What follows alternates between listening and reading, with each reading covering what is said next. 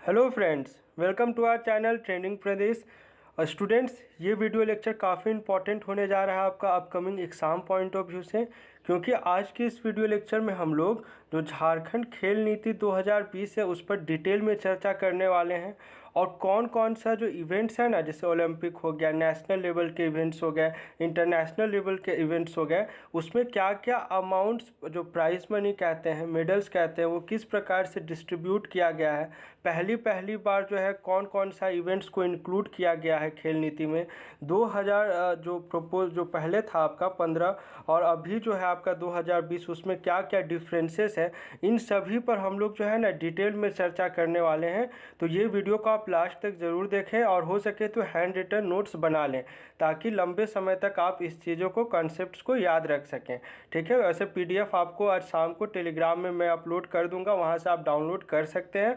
लेकिन hand written notes की बात ही अलग होती है, विश्वास रखिए दोनों में काफ़ी डिफरेंस होता है, जो आप डाउनलोड करके सेव कर लेंगे और जो आप खुद से नोट्स बनाएंगे। ठीक है, और आगे बढ़ने से पहले ना कुछ बातें करना चाहूँगा मैं। कल मैं कमेंट्स को थोड़ा स्क्रॉल डाउन कर रहा था, तो मैं देख रहा था कि बहुत सारे बच्चे के कमेंट्स आ रहे थे कि सर एग्ज़ाम होना चाहिए, एग्ज़ाम क्यों पोस्टपोन कर दिया गया, बस JPSC को ऐसा नहीं करना चाहिए, तो एग्ज़ाम लेता नहीं है, ऐसे बहुत सारे कमेंट्स थे। आप सिविल सर्विसेज एग्ज़ाम के एस्पिरेंट हैं। First learn to be a officer in your mind set rather than becoming and assuming the position later on. समझ रहे हैं ना मैं क्या बोलना चाह रहा हूँ? क्या अभी सिचुएशन जो है उचित है? आप डेली पेपर में पढ़ रहे हैं रांची की क्या स्थिति, आप भली भांति उससे अवगत हैं। जमशेदपुर हो गया, धनबाद हो गया, इस प्रकार से अभी जिस हिसाब से सिचुएशन चल रहा है, क्या इंटर या इंट्रा मूवमेंट पॉसिबल है स्टूडेंट्स का? CHSL का एग्ज़ाम चल रहा है ना, उसमें कितने ही केसेस हो रहे हैं कि स्टूडेंट्स जा रहे हैं, तबीयत ख़राब है फिर भी जा रहे हैं एग्ज़ाम देने के लिए। क्या करेंगे? उनकी तैयारी है ना भाई, जाना पड़ेगा। तो अब खुद से इस चीज़ों को सोचना चाहिए, एनालिसिस करना चाहिए। बोल रहा हूँ ना, first learn to be an officer in your mindset, train your mindset एक ऑफिसर वाला होना चाहिए। आप फ्यूचर में गवर्न कर रहे होंगे, सिस्टम को एडमिनिस्टर कर रहे होंगे, और इस टाइप का अगर रूथलेस डिसीजन लीजिएगा तो कैसे ही आप क्या ही गवर्न कर पाइएगा सिस्टम को, समझे ना? तो first learn to be an officer. ठीक है, चलिए ज़्यादा बातें नहीं करूँगा इस पर, जो टॉपिक है उस पर वापस आते हैं और एक एक करके सारी डिटेल्स को देख लेते हैं। तो जो झारखंड स्पोर्ट्स पॉलिसी है ना, इसे लॉन्चिंग का डेट याद रखिएगा। इसे लॉन्च किया गया था 29 दिसंबर 2020 को, जब एक साल पूरा हुआ था ना हेमंत सोरेन सरकार का, उसी उपलक्ष्य में इस नीति को लॉन्च किया गया था। और ये उस सेरेमनी की फ़ोटो है। ठीक है, समझ गए होंगे, रिलेट कर पा रहे होंगे चीज़ों को। अब एक एक करके सारे पॉइंट्स को ध्यान से पढ़ते हैं। इसमें खिलाड़ियों, प्रशिक्षकों यानी कि ट्रेनर्स, स्कूली स्तर पर खेल की अनिवार्यता, पदक जीतने पर खिलाड़ियों को कैश अवार्ड, पुराने खिलाड़ियों को प्रति माह पेंशन और दिव्यांग खिलाड़ियों को प्राथमिकता देने के समेत कई बातें शामिल की गई हैं। सबसे इम्पॉर्टेंट बात, इससे पहले वाला जो खेल पॉलिसी था ना, स्पोर्ट्स पॉलिसी आपका, उसमें दिव्यांगों को शामिल नहीं किया गया था। अब जो है ना, जितने भी कैश अवार्ड्स होंगे उसमें भी जो है आपके फिजिकल डिफरेंटली एबल्ड कह लीजिए या फिजिकली हैंडीकैप कह लीजिए, उनको भी बराबर का उसमें जो है उनका शेयर होगा, एक तरह से ऐसे समझ लीजिए। अब इसमें क्या है ना, नई खेल नीति में खिलाड़ियों और कोच को प्रोत्साहित करने के लिए जयपाल सिंह मुंडा अवार्ड देने की बात कही गई है। तो अगर पूछ ले कि ये अवार्ड किस फील्ड में है, तो आपको याद होना चाहिए ये खेल के फील्ड में इसे देने की बात की गई है। देखिए, जयपाल से एक आपका अभी योजना वाला में मैंने डिस्कस किया है ना, एक मरान गोमके जो है पारदर्शीय छात्रवृत्ति योजना है, वो दूसरा योजना है और ये दूसरा है, दोनों में मिक्सअप नहीं करना है। ठीक है, ये खेल से रिलेटेड है और वो क्या है ना, टोटल 10 स्टूडेंट्स को आपका UK और आयरलैंड भेजने की योजना है, ताकि वहाँ वो हायर फर्दर स्टडीज़ कर सके, PhD परस्यू कर सके, इस टाइप से। अब क्या है ना, फर्स्ट टाइम जो है आपका खेलों का वर्गीकरण किया गया। इसे जो है ना 3 वर्गों में बांटा गया है। अब एक एक करके थोड़ा समझ लीजिए। पहला क्या है, अधिक संभाव्यता वाले खेल, जिसमें आपका एथलेटिक्स, हॉकी, तीरंदाजी, फुटबॉल, बैडमिंटन, कुश्ती, साइकिलिंग और कबड्डी शामिल है। दूसरा हो गया संभाव्यता वाले खेल, जिसमें वुशु, वॉलीबॉल, दिव्यांग खेल हो गया, ये शामिल हो गया। उसके बाद है कम संभाव्यता वाले खेल, boxing, kho kho, shooting, chess, gymnastics, weight lifting और बाकी जितने भी खेल बच रहे हैं वो सभी इसमें इंक्लूडेड है। देखिए, सारा का सारा आपको याद नहीं करना, बस आपको याद रख लीजिए ना कि डिवीज़न 3 भाग में पहली, क्योंकि ये फर्स्ट टाइम हो रहा है ना, तो फर्स्ट टाइम कौन कौन सा इनिशिएटिव्स इंक्लूड किया जाता है किसी भी पॉलिसीज़ में, ये आपको पता होना चाहिए। आपने नक्सल्स एंड सरेंडर्स पॉलिसी पढ़ा ना, वो काफ़ी बुक्स में मैंने देखा है कि वो डिटेल में नहीं बताते हैं, खाली जो ऊपर ऊपर कह के ना निकल जाते हैं। इस टाइप से नहीं सोचना है, इसलिए मैं यहाँ पर जो है ना डिटेल में बता रहा हूँ। पता नहीं, अगर इससे सवाल आता है ना तो छूटना नहीं चाहिए, मेरा ये मानना है। ठीक है, आप हमेशा आप कभी भी 100% कंप्लीशन पे नहीं चलिए। अगर आपने 80% भी करा है और 80% बहुत अच्छे से करा है ना, जिसमें से अगर कोई भी सवाल पूछ ले आपसे छूटे ना, तो ऐसे में ना वो 80% वाला बाजी मार जाएगा, ना कि आपको जो 100% पूरा करके जाने के चक्कर में रहेगा। डिफरेंस को समझिएगा। अब हाँ, यहाँ पर मैंने लिख दिया है कि राज्य में की खेल नीति जो आपका 2020 वाला है, उसमें पहली बार दिव्यांग खेल को भी शामिल किया गया है। इस प्रस्तावित खेल नीति से पहले झारखंड के किसी भी खेल नीति में दिव्यांग खेल को शामिल नहीं किया गया था। ये काफ़ी इंपॉर्टेंट लाइन है। यह बहुत ही अच्छी पहल है, क्योंकि इससे दिव्यांगों को भी अब राष्ट्रीय और अंतर्राष्ट्रीय लेवल में झारखंड का लोहा मनवाने का मौका मिलेगा और दिव्यांगों को आर्थिक मदद भी मिलेगी। आपको करंट अफेयर्स वाला में मैंने एक बार डिस्कशन किया था ना कि टोटल अभी जैसे आपका IPL होता है ना, उसी तरह दिव्यांगों के लिए भी अबू धाबी में आपका एक लीग टाइप करके कराया जा रहा है। उसमें जो है ना झारखंड से 4 दिव्यांग क्रिकेटर्स जो है उसमें इंक्लूडेड किए गए हैं। तो ये सब जो है ना उसी का नतीजा है। जो प्रोपोज्ड है ना आपका, प्रोपोज नहीं, अब तो इसे लागू कर दिया गया है। इस खेल नीति का ही आपका आउटकम है ये सब। अब समझिए थोड़ा ग्रामीण खेल में को प्रोत्साहन के लिए क्या क्या प्रावधान किया गया है इसमें। पहला तो है सभी विधानसभा क्षेत्र में एक खेल मैदान होगा। स्टेडियम वाले कम से कम एक विद्यालय को ग्रामीण खेल केंद्र बनाना पड़ेगा। तीसरा है ग्रामीण खेल केंद्र में 2 साल के लिए ग्रामीण खेल मित्र होंगे और 50% रिजर्वेशन होगा महिलाओं के लिए। ठीक है, चलिए अब ये जो है ना ओलंपिक हो गया, नेशनल या इंटरनेशनल लेवल के स्पोर्ट्स इवेंट्स हो गए, उसमें थोड़ा सा आप याद रखिए कि कितना कितना प्राइस डिस्ट्रीब्यूशन है, कैश शेयर्स है। ये काफ़ी इंपॉर्टेंट है, इसे बहुत अच्छे से याद रखना है आपको। नई खेल नीति में ओलंपिक, एशियन गेम्स, कॉमनवेल्थ, विश्व कप या विश्व चैंपियनशिप में पदक जीतने वाले या भाग लेने वाले खिलाड़ियों के लिए पुरस्कार की राशि तय की गई है। अब थोड़ा अमाउंट याद रखिए, जितना भी बुलेट सभी है ना अपकमिंग, सारा इंपॉर्टेंट है। ओलंपिक में स्वर्ण पदक जीतने वाले खिलाड़ियों को 2 करोड़, गोल्ड मेडल को 2 करोड़, सिल्वर को 1 करोड़ और ब्रॉन्ज को 75 लाख। ऐसे याद रखिए, 2, 1, 75।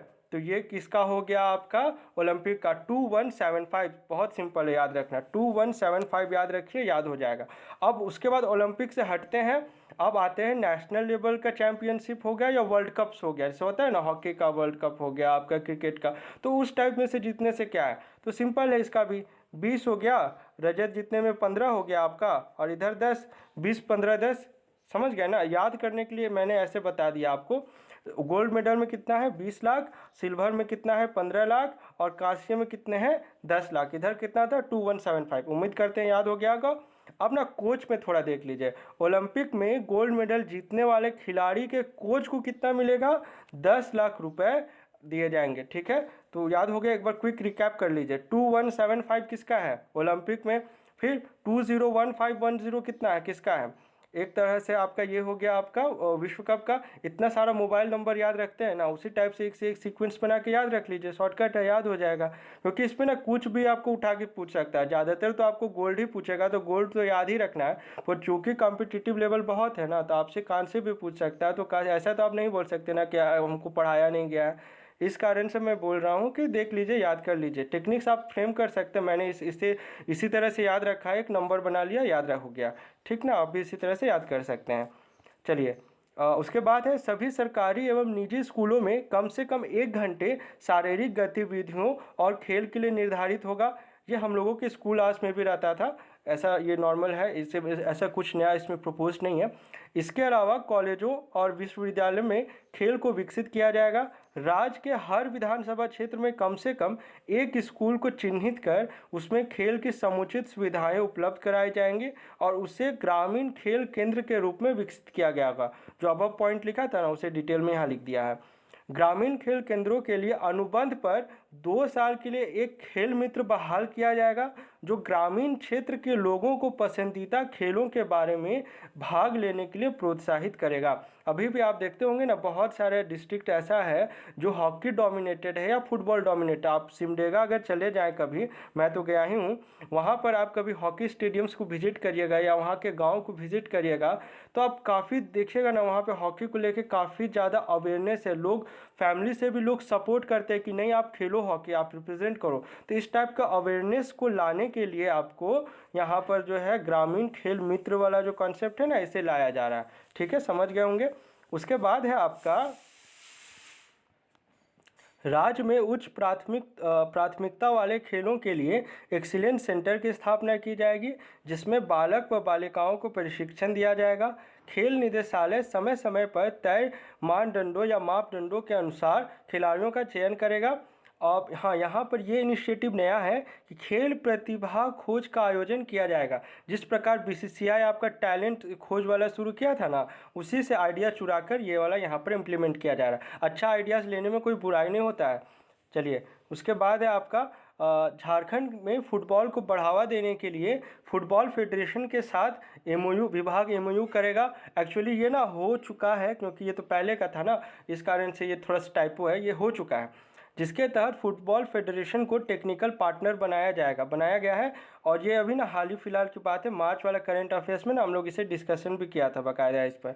खेलो India state centre of excellence के तहत कुमार दुधानी में एकलव्य तीरंदाजी केंद्र, दुमका को खेलो India state centre of excellence और विभिन्न स्तर पर एक्सीलेंस सेंटर बनाने का प्रस्ताव केंद्र को भेजा गया है। हाँ, ये प्रोपोज्ड है, ये मैं मानता हूँ। चलिए, अब कुछ एक एक वन लाइनर्स टाइप के हैं जो जो इंपॉर्टेंट बन सकते हैं, उन्हें देख लीजिए। जल्दी जल्दी देख लेते हैं, ज़्यादा लंबा नहीं है।